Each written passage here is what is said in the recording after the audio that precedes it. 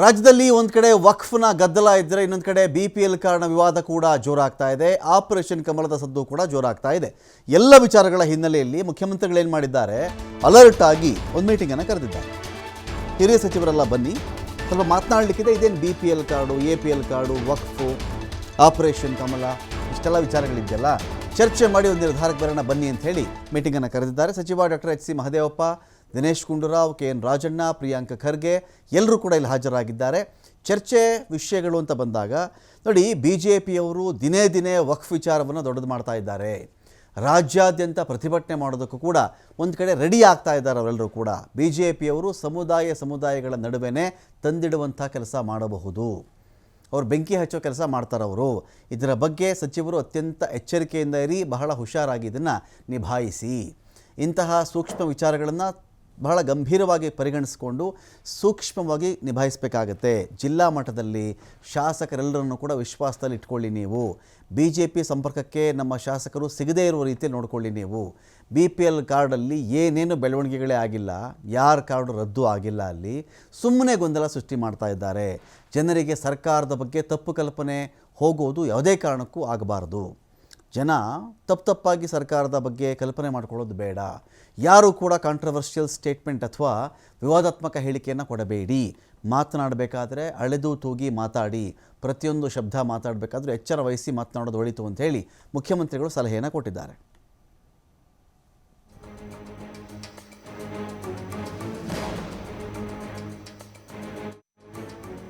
BPL card, APL card, ವಕ್ಫ್, ಅನಂತರದಲ್ಲಿ operation ಕಮಲ ಎಲ್ಲ ವಿಚಾರಗಳು ಕೂಡ ಸಿದ್ದರಾಮಯ್ಯ ಅವರಿಗೆ ಟೆನ್ಷನ್ ಜಾಸ್ತಿ ಮಾಡ್ತಾ ಇವೆ.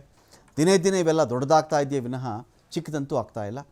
ಇದರ ಹಿನ್ನೆಲೆಯಲ್ಲಿ ಇವತ್ತು CM ಸಿದ್ದರಾಮಯ್ಯ ಅವರು ಮಹದೇವಪ್ಪ ಅವರ ಆದಿಯಾಗಿ, ದಿನೇಶ್ ಗುಂಡೂರಾವ್ ಅವರ ಆದಿಯಾಗಿ ಅನೇಕ ಹಿರಿಯ ಸಚಿವರನ್ನು ಮೀಟಿಂಗ್ ಅಂತ ಕರೆದಿದ್ದಾರೆ. ಅಳೆದು ತೂಗಿ ಮಾತನಾಡಲಿ, ಜಿಲ್ಲಾ ಮಟ್ಟದಲ್ಲಿ ಶಾಸಕರನ್ನ ವಿಶ್ವಾಸಕ್ಕೆ ತೆಗೆದುಕೊಳ್ಳಿ. ಎಲ್ಲರೂ ಕೂಡ BJPಯ ಸಂಪರ್ಕಕ್ಕೆ ಕಾಂಗ್ರೆಸ್ನ ಶಾಸಕರು ಸಿಗದೇ ಇರೋ ಥರ ನೋಡ್ಕೊಳ್ಳಿ. ನೀವು ಭಾಳ ಹುಷಾರಾಗಿ ಇದನ್ನು ಹ್ಯಾಂಡಲ್ ಮಾಡಿ ಅಂಥೇಳಿ ಸಲಹೆಗಳನ್ನು ಒಂದು ಕಡೆ ಕೊಡ್ತಾ ಬರ್ತಾ ಇದ್ದಾರೆ.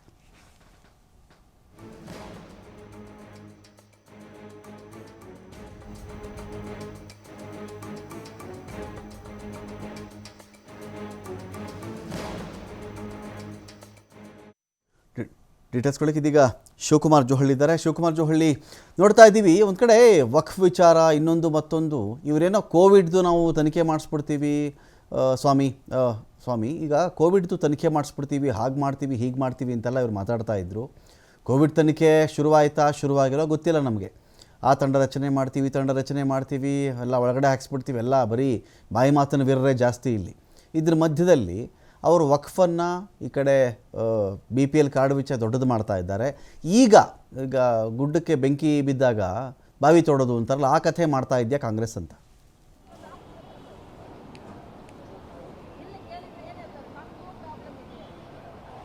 ರಮಕಾಂತ್, ಸದ್ಯ ರಾಜಕೀಯದಲ್ಲಿ ಸಾಕಷ್ಟು ಬೆಳವಣಿಗೆ ಆಗ್ತಾ ಇದೆ. ಆ 2-3 ವಿಚಾರಗಳು ಅಂದರೆ, ಒಂದು ವಕ್ಫ್ ವಿವಾದ ಸೇರಿದಂತೆ ಮತ್ತೊಂದು CM ನೇರವಾಗಿ ಆರೋಪ ಮಾಡಿರೋದು ಕಾಂಗ್ರೆಸ್ ಶಾಸಕರ ಖರೀದಿ ಹಗರಣ. ಈ 2 ವಿಚಾರಗಳು ಸದ್ಯ ರಾಜ್ಯ ಸರ್ಕಾರಕ್ಕೆ ಸಾಕಷ್ಟು ಸವಾಲಾಗಿರುವಂಥದ್ದು. ಹಾಗಾಗಿ ಇದರ ಬಗ್ಗೆ ಮುನ್ನೆಚ್ಚರಿಕೆ ವಹಿಸಿಕೊಂಡು ಹೋಗಬೇಕು. ಜೊತೆಗೆ ಈಗ ಹೇಳಿಕೆಗಳ ಅಂದರೆ ನಾಯಕರ ಹೇಳಿಕೆಗಳು ಕೂಡ ಸರ್ಕಾರಕ್ಕೆ ವ್ಯತಿರಿಕ್ತವಾಗಿ ಪರಿಣಾಮ ಬೀಳ್ತವೆ. ಹಾಗಾಗಿ ಮಾಧ್ಯಮಗಳ ಮುಂದೆ ಯಾವ ರೀತಿ ಒಂದು ಹೇಳಿಕೆಗಳನ್ನು ಕೊಡಬೇಕು, ವಿಚಾರಗಳನ್ನು ಮಂಡಿಸುವಾಗ ಎಷ್ಟರ ಮಟ್ಟಿಗೆ ಎಚ್ಚರಿಕೆ ಇಡಬೇಕು ಎಂಬ ಹಿನ್ನೆಲೆಯಲ್ಲಿ ಇವತ್ತು CM ಸಿದ್ದರಾಮಯ್ಯನವರು ತಮ್ಮ ಕಾವೇರಿ ನಿವಾಸದಲ್ಲಿ ಸಚಿವರ ಸಭೆಯನ್ನು ಕರೆದಿರುವಂಥದ್ದು. ಈಗಾಗಲೇ DCM DK ಶಿವಕುಮಾರ್ ಸೇರಿದಂತೆ ಹಲವು ಸಚಿವರು ಆಗಮಿಸಿ ಸಭೆಯಲ್ಲಿ ಭಾಗಿಯಾಗಿರುವಂಥದ್ದು. ಪ್ರಮುಖವಾಗಿ ಈಗ ಸರ್ಕಾರಕ್ಕೆ ಸಾಕಷ್ಟು ಸವಾಲುಗಳು ಕೂಡ ಎದುರಾಗ್ತಾ ಇದೆ.